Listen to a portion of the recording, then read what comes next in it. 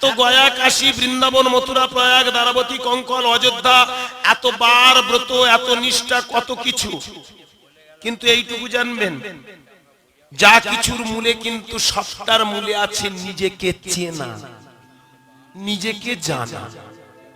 যে নিজেকে চেনে না জানে না সে পৃথিবীর কোনো কিছু শেখেনি। আজকের এই হরিবাসরে আপনাদের চরণে এটাই আমার নিবেদন। আমার নিমাই চাঁদ আমাদেরকে জানাতে এসেছিল আগে প্রথমে জেনে নাও তুমি কে।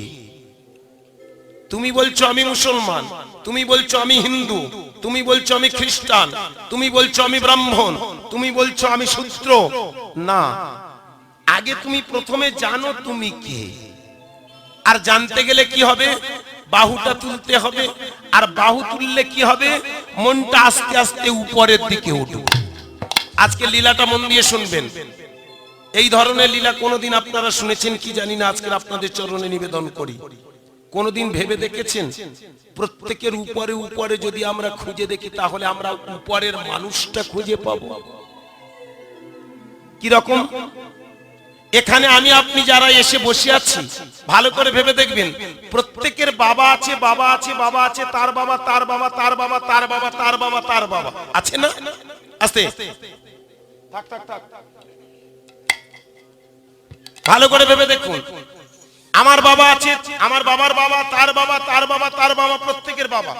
এই দেখুন, যখনই নিমাই বললেন হাত তোলো, সাথে সাথে কিন্তু আমাদের যা সারেন্ডার করা হয়ে গেছে। একটু লক্ষ্য করে দেখুন, আমাদের মনটা উপরে চলে যাচ্ছে। আমার নাম গুরুদাস গায়েন, আস্তে, বাবার নাম মানিক গায়েন, তার বাবার নাম হেম গায়েন, তার বাবার নাম নিমাই গায়েন, তার বাবার নাম অরবিন্দ গায়েন। আর জানি না, হ্যাঁ বাবা, এই পর্যন্ত বাবার কাছে শোনা। তাহলে তার বাবা, তার বাবা, আমি উপরের দিকে যত যাব তার বাবা, তার বাবা আছে।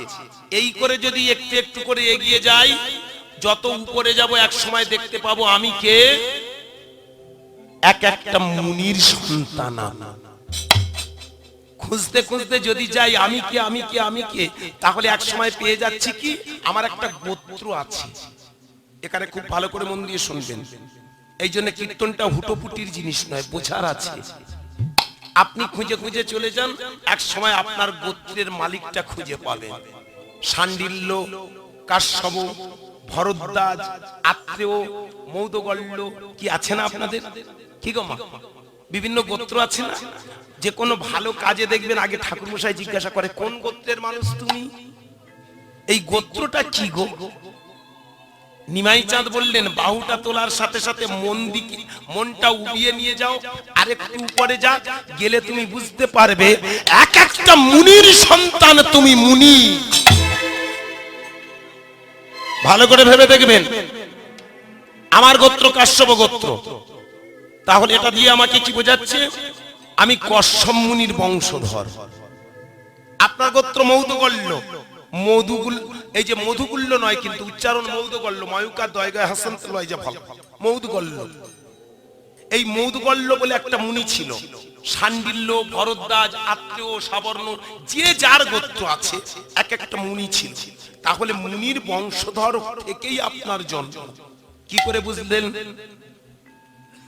আমাদের শাস্ত্র সিদ্ধান্ত দিয়ে বললেন তুমি ভেবে দেখো তোমরা এক একটা ঋষি পুত্র। তাহলে বাপ ঠাকুর দ্বারা তারা যদি ঋষি হয় আমরা কেন হব না? ভালো করে ভাববেন। এইবার মুনিগুলোকে প্রশ্ন করুন তোমাদের বাবার নাম। নিমাই বললেন আরেকটু উপরের দিকে যাও। ওদেরকে জিজ্ঞাসা করলে ওরা বলবে আমাদের বাবার নাম হলো ব্রহ্মা। তাহলে ব্রহ্মা থেকে মুনিগণ, মুনিগণ থেকে আমরা। তাহলে আমরা কারা? ব্রহ্মার সন্তান। এখানে আপনারা লক্ষ্য করে দেখবেন, আসতে এখানে অনেকে বসে আছেন, আমি ছোট করতে চাই না। যাদের গলায় যজ্ঞসূত্র থাকে তাদেরকে আমরা বলে থাকি ব্রাহ্মণ। কি বলি তো মায়েরা? তাই যদি হয়ে থাকে তাহলে ওদের গলায় যজ্ঞসূত্রটা আছে বলে ওরা যদি ব্রাহ্মণ হয়, ওরা তো সেই ব্রহ্মার থেকে মুনিগণ, মুনিগণ থেকে ওদের জন্ম। কি তাহলে আমরাও তো সেই ব্রহ্মার রক্ত বেয়ে এসেছি, আমরা কেন ব্রাহ্মণ হলাম না? বেশ বাবা, খুব ভালো করে বোঝার একটা আছে এখানে। এই জন্য কীর্তনটা শোনার পরে বুঝতে পারবেন আমরা কারা। নিমাই চাঁদ আমাদের এই কথাগুলো বলতে আসলো। সমাজে যখন ব্রাহ্মণরা অপরের ছায়া দিওলে পাপ মনে করত, নিমাই সেইখানে দাঁড়িয়ে বললেন সব থেকে বড় পাপী তুমি যারা মানুষকে ঘৃণা করে। কি বাবা,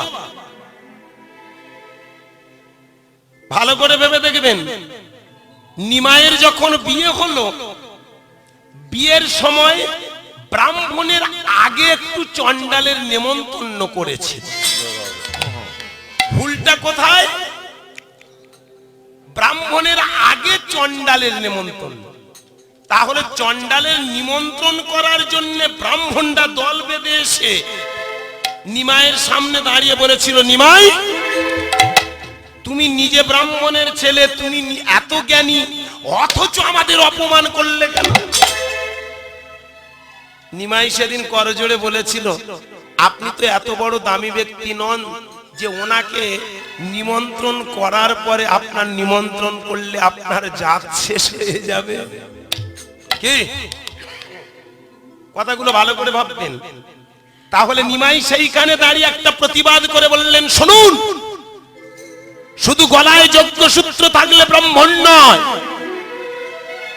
ব্রাহ্মণ তাদের বলা হবে জন্মেন জায়তে শূদ্র সংস্কার ভবেদ দ্বিজ বেদ পঠেত ভবেদ বিপ্র ব্রহ্ম জানতি ব্রহ্ম। বেশ বাবা, হরি বল। ব্রাহ্মণ তারা। এই পৃথিবীতে যদি আমরা ঠান্ডা মাথায় ভেবে দেখি তাহলে তো আমরা সবাই ব্রহ্মার সন্তান, সবাই ব্রাহ্মণ। কি পিতৃসূত্রে সূত্রে আমাদের যদি ঠিকমতো বায়োডাটা খুঁজে দেখি তাহলে আমাদের সেটাই সিদ্ধান্ত দিচ্ছে আমরা সবাই কিন্তু ব্রহ্মা থেকে জন্ম ব্রাহ্মণ। তোমার ঠাকুর ঘর, তোমার পাথরের ঠাকুর, তোমার পূজার সামগ্রী, তোমার ফুল দুর্বা বিল্লপত্র, অথচ তুমি ঢুকতে পারবে না। ওরা এসে পুজো করলে তবেই সেটা পুজো হবে। কথাটা কিরকম দাঁড়ালো? এগুলো বোঝার আছে। তোমার ঠাকুরকে তুমি পূজা করতে পারবে না কারণ তুমি অশুচি। আর অশুচিটা বানালো কারা? ওই ধান্দাবাজ চিটিংবাজ মানুষগুলো, যারা সমাজে নিজেদেরকে আখর গুছিয়ে হাটেও যাবে না, হালও চষবে না, অথচ ভালো ভালো খাবার খায়। নিমাইয়ের প্রথম প্রতিবাদ হলো ওইখানে।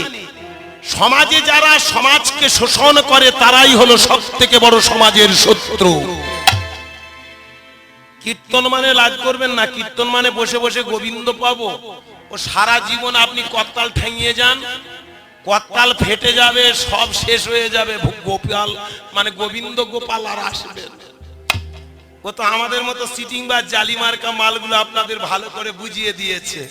করতাল তোমরা ঠেও, আর সেই পাশে এই ভাগে আপনাদের গাঁট খুলে মাল কটা নিয়ে আমরা চলে যাচ্ছি। আজকের হরিবাসরে দাঁড়িয়ে বলবো আমার কথাগুলো, এটা আমার কথা নয়, আমার নিমাইয়ের কথা। নিমাই এখানে দাঁড়িয়ে বলল, পৃথিবীতে তো সবাই সমান, তুমি নিজেকে ব্রাহ্মণ কেন বলছো? ব্রাহ্মণ কখন হয় জানো? জন্মেন জায়তে শূদ্র, জন্মানো মাত্র সবাই সাধারণ। সংস্কারও ভবে দ্বিজ, যেদিন সংস্কার হয় মানে যেদিন প্রতিজ্ঞা করে যে আজ থেকে আমি বিশ্বের সন্তান, আজ থেকে আমি সবার মঙ্গল কামনা করব। বড় বড় মন্ত্রী মিনিস্টাররা যখন শপথ বাক্য পাঠ করে, আস্তে খুব মন দিয়ে শুনবেন, তখনই দেখবেন যে কোনো গ্রন্থের উপরে, বিশেষ করে গীতার উপরে হাত রেখে বলে যে আজ থেকে আমি মন্ত্রী বা আজ থেকে আমি মিনিস্টার, কি আমি কথা দিলাম আমি মানুষের মঙ্গল করব। তাহলে শপথ করলো কি আজ থেকে আমি মানুষের কল্যাণ করব। এইবার যদি সে সিটিংবাজি করে, সে শালা মন্ত্রী হবে নাকি জালি লোক হবে? কি ভালো করে ভাববেন। প্রতিজ্ঞা করলো, কিন্তু প্রতিজ্ঞা করার পরে যদি প্রতিজ্ঞা রক্ষা না করতে পারে তাহলে তো সে সমাজের কল্যাণকারী হতে পারে না। ধর্ম হলো সমাজকে সুখ দেয়, ধর্ম মানুষকে শান্তি দেয়, ধর্ম সমাজ গঠন করে, ধর্ম সমাজ রাষ্ট্র পৃথিবীটাকে সুন্দর রাখে। এই জন্য বেদের যুগে বললেন ইয়ো ধারয় কি সাধারণ, যেটা ধারণ করলে তুমি টিকে থাকবে, যেটা ধারণ করলে সমাজটা ভালো থাকবে, যেটা ধারণ করলে এই রাষ্ট্র পৃথিবীটা টিকে থাকবে, তার নাম ধর্ম। এক কথায় সত্য ন্যায় নীতির আদর্শ ধরে সমাজকে সবাইকে আপন করে নিয়ে সবাইকে কোল দিয়ে ভালোবেসে এই দুদিনের পৃথিবীতে যদি সবাইকে তুমি আপন করে নিতে পারো তবেই তুমি যেন ধার্মিক। চৈতন্য রাখবো অথচ গায়ের কাছে কারুর ঘেঁষতে দেব না। কি বলুন, আপনি মালা পরেছেন, ছিকা পরেছেন, অথচ ভালো করে দেখবেন কোন সাধারণ মানুষ, সংসারী মানুষ যদি এসে জড়াতে চায় বলে বাবা দাঁড়াও।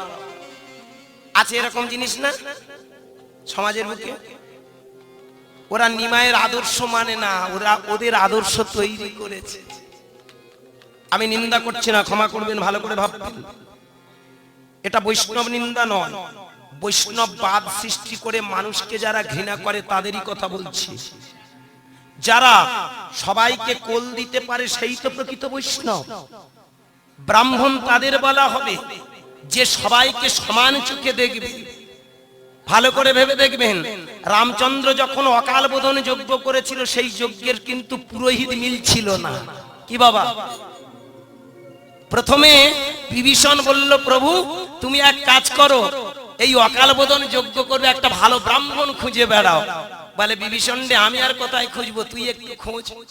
বিভীষণ আর লক্ষণ প্রথমে গেল ব্রহ্মার কাছে। ব্রহ্মা বলো না খবর একটু ভালো নয়, কারণ আমার একটু প্রবলেম আছে। প্রবলেমটা কি?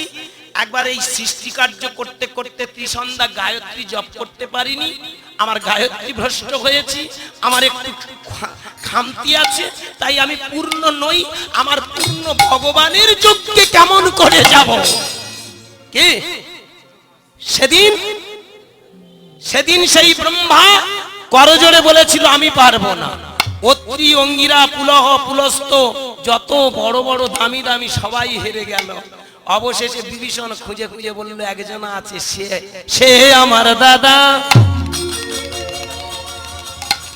দাদাটা কে? রাবণ। অথচ রামচন্দ্র সেই রাবণকে নিধন করবে বলে ঠিক করেছে।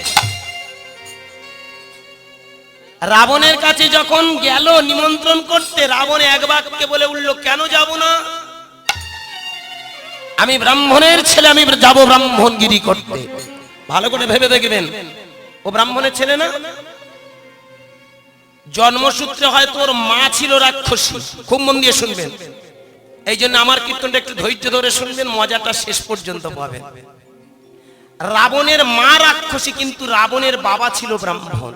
রাবণের বাবার নাম কি বলুন? মনে করুন, মনে করুন। আছি তো আমি, একটু চেষ্টা করুন। কি মা মনে পড়ছে? রাবণের বাবার নাম হলো বিশ্ববা বা বিশ্বশ্রবা। কি বাবা ঠিক বলছি তো? রাবণের বাবার নাম বিশ্বশ্রবা মুনি। ওর মায়ের নাম কি? নিকষা। তাই তো? নিকষা রাক্ষসী ছিল আর বিশ্বশ্রবার ঔরসে রাবণের জন্ম হয়। ভালো করে ভেবে দেখবেন, ওর মা রাক্ষসী হলো কেন? ও রাক্ষস বংশে জন্ম। রাক্ষস মানে ভেবে দেখুন, ব্রহ্মার পৃষ্ঠদেশ থেকে একটা রাক্ষসের জন্ম হয়েছিল যার নাম হেতি। যোগ বিশিষ্ট রামায়ণে পাবেন, বাল্মীকি রামায়ণে পাবেন, কৃত্তিবাসী রামায়ণে পাবেন। এখানে আপনারা যারা যারা বসে আছেন, আমি অনুনয় বিনয় করে বলবো, স্কুল কলেজে পড়ার সাথে সাথে আমি যতটুকু গ্রন্থ পড়েছি আমি রেফারেন্স দিয়ে যাব। আমি কোনো আজগুবি কাল্পনিক কীর্তনিয়া নই, আমি প্রত্যেকটা পুঙ্খানুপুঙ্খ বাস্তবে অ্যাডজাস্টমেন্ট করে রেখে যাব, তবেই হবে কীর্তন। ভেবে দেখুন, যারা যোগ বিশিষ্ট রামায়ণ পড়েছেন, রামায়ণ আমাদের একটা নয়, বাল্মীকি রামায়ণ, কৃত্তিবাসী রামায়ণ, জাগদ্রমী রামায়ণ, রামায়ণম, রাম রসায়ন, অদ্ভুত রামায়ণ, কি তাই না? যোগ বিশিষ্ট রামায়ণ, রাবণ রামায়ণ। আমি তখন কলেজে পড়তাম, আমার কলেজ ছিল দক্ষিণ বারাসাত কলেজ। আমার বাড়ি মগরাহাট থানা, উড়ের চাঁদপুর। আমার কলেজ ছিল দক্ষিণ বারাসাত কলেজ। আমি তখন ওই কলেজে যেতাম, কিন্তু ফাঁকে ফাঁকে আমার একটা গুরু ছিল, যিনি কবি গানের তখনকার দিনে পণ্ডিত ছিলেন, তার নাম গোপাল। ওনার বাড়িতে গিয়ে আমি প্রথম পেয়েছিলাম রাবণ রামায়ণ, যে রামায়ণটার নাম অনেকে শোনেননি। আমি ওনার কাছে পাওয়ার পরে গ্রন্থটা বললাম, বাবা কিছুদিন আমায় দাও, আমি একটু পড়ি। খুব দামি দামি জিনিস আছে। আজকের হয়তো সেই সময়টা হবে না। অ্যাকচুয়ালি যে রাবণ আর সীতার সম্পর্ক হলো অ্যাকচুয়ালি মা মেয়ে আর বাবা, কি এগুলো রাবণ রামায়ণে ডিটেলস দেওয়া আছে, অনেক কিছু ব্যাপার আছে, সেগুলো আজকে শর্ট করে এই মধ্যে যেতে চাই না। আবার যদি কোনোদিন সময় হয় অনেক কিছু তত্ত্ব নিয়ে আসবো। আজকের আমি মেন তত্ত্ব, আমাদের তত্ত্বটা জানতে চাই, আমি কি, ভালো করে ভেবুন। তা যাই হোক, ব্রহ্মার পৃষ্ঠদেশ থেকে একটা রাক্ষসের জন্ম হয়েছিল যার নাম হেতি। হেতির ছেলে প্রহেতি, প্রহেতির ছেলে সুকেশ, সুকেশের 3টে ছেলে, মালি, সুমালি আর মাল্যবান। এই মাল্যবানের একটা মেয়ে ছিল যার নাম নিকষ। কি বোঝা গেল? এই জন্য রাক্ষসী বলা হয়, রাক্ষসের গর্ভে জন্মেছে। কিন্তু বাবা ব্রাহ্মণ। বাবা কিরকম ব্রাহ্মণ? বাবার নাম বিশ্বশ্রবা, ওর বাবার নাম পুলস্থ, তার বাবার নাম ব্রহ্মা। কিরকম কায়দা হলো দেখো। তাহলে ব্রহ্মা থেকে যদি পুলস্তের জন্ম হয়, পুলস্ত থেকে যদি বিশ্বশ্রবার জন্ম হয়, বিশ্বশ্রবা থেকে যদি রাবণের জন্ম হয়, তাহলে রাবণ ব্রাহ্মণ নয়? যেমন আমি আপনাদেরকে সিদ্ধান্ত দিচ্ছি, ভালো করে ভেবে দেখবেন, শাস্ত্র বলছে ব্রহ্মা থেকে মুনিগণ, মুনিগণ থেকে আমরা, তাহলে আমরা তো ব্রাহ্মণের ছেলে। কায়দাটা কোথায়? আমাদের ঠাকুর ঘরে ঢুকতে দেবে না, এটাই আমাদের অসুচি বলে প্রকাশ করে দিয়েছে। আর হাজার হাজার বছর ধরে সেই গোমা মাথার ভিতরে ওই পোকাটা কামড়ে খাচ্ছে বলে আমরা ঠাকুর ঘরে হুটার ঢুকি না। যা করবে ঠাকুর মশাই এসে করবে। একটা আম পাতা ছাড়াবো, সেটা বলে না বাবা, ঠাকুর মশাই এসে আম পাতা ছাড়াবে। আর ঠাকুর মশাই বলে দিয়েছে, খবরদার, এটা প্রতিষ্ঠিত ঠাকুর, চক্ষুদান করেছি আমি। মানে ভালো করে ভেবে দেখবেন, ঠাকুর মশাই শুধু ঠাকুর মশাই নয়, ও আবার চোখের ডাক্তার। বলুন, যেদিন পূজা হয় একটা কাপড় টাঙিয়ে বলে না এবার চক্ষুদান হবে, উনি যদি চক্ষুদান করবেন তাহলে চোখের ডাক্তার নয়? আই হসপিটালের একবার নাম্বার 1 সার্জন ওরা। আপনি পারবেন না, ওরা চক্ষুদান করবে। রাগ করবেন না, কথাগুলো ভালো করে ভাববেন। তাহলে আস্তে, ব্রহ্মা থেকে মুনিগণ, মুনিগণ থেকে যদি আমরা হই, আমরাও তো ব্রাহ্মণের ছেলে। এখানে পার্থক্যটা কেন হলো পরে আমি আসছি, অনুনয় বিনয় করে বলবো, একটু কথাটা ভেবে দেখবেন। নদিয়ার নিমাই সেইখানে দাঁড়িয়ে বললেন, একবার ভাবো তুমি কে? আজকের হরিবাসরে ভক্তমণ্ডলী, আমার বাবা মায়েরা, এইবার ভালো করে জেনে নিন তো, ব্রহ্মা থেকে মুনিগণ, মুনিগণ থেকে যদি আসি, ব্রহ্মার বাবার নাম, ব্রহ্মার কোথা থেকে জন্মেছে? বিষ্ণুর নাভি কোমল থেকে। তাহলে বিষ্ণু থেকে ব্রহ্মা, ব্রহ্মা থেকে মুনিগণ, মুনিগণ থেকে আমরা। আমরা কারা? বিষ্ণুর বেটা, ভগবানের বাচ্চা ভগবান। এই জন্যই তো বিবেকানন্দ অত বড় কথা বলতে পেরেছে, বহুরূপে সম্মুখে তোমার ছাড়ি কথা খুঁজেছি ঈশ্বর, জীবে প্রেম করে যেই জন, সেই জন সেবিছে ঈশ্বর। নিতাই গৌর হরি বল। এ কথাটা বলতে পারে সেই লোক যিনি খুঁজে পেয়েছে সমস্ত জীবের মধ্যে the man is god, every matter is god, everything god. আমরা ভগবান খুঁজে খুঁজে মাথা খারাপ হয়ে গেল, দুবেলা ঠাকুর থানে মাথা ঠুকছি, আর আসে না। কিন্তু ঠাকুরটা উপারে আসবে কি করে? আগে যেটা প্রাথমিক সেটা তো ভাবতে হবে, মানুষের ভিতরে ভগবান। কেন? আমরা তো ভগবানের বাচ্চা, ভগবান। একটা জমিদার মরে যাওয়ার পরে দেখবেন তার জমিদারের জমিদারিত্বটা, ডকুমেন্টস গুলো সে কিন্তু নিয়ে মরে না। মরে বাবা, তার দলিল দালাল রেখে যায়। কাদের জন্য? ছেলেদের জন্য। আমি মরে যাচ্ছি ঠিক কথা, কিন্তু আমার সমস্ত সম্পত্তির মালিকানা হবে আমার ছেলেরা। তাহলে বিষ্ণু, ব্রহ্মা, মুনিগণ, আমরা হলাম সেই বিষ্ণুর বেটা বৈষ্ণব। এখানে যারা নিরামিষ খেলো, যারা মঠ মন্দিরে চলে গেল, যারা বাবা মাকে কাঁদালো, তারাই এখানে বৈষ্ণব। আর তুমি সংসারে সংসার করছো, বাবা মাকে ভালোবাসছো, দেশ রাষ্ট্র পৃথিবীকে ভালোবাসছো, তোমরা অবৈষ্ণব। কি কায়দার দেশ!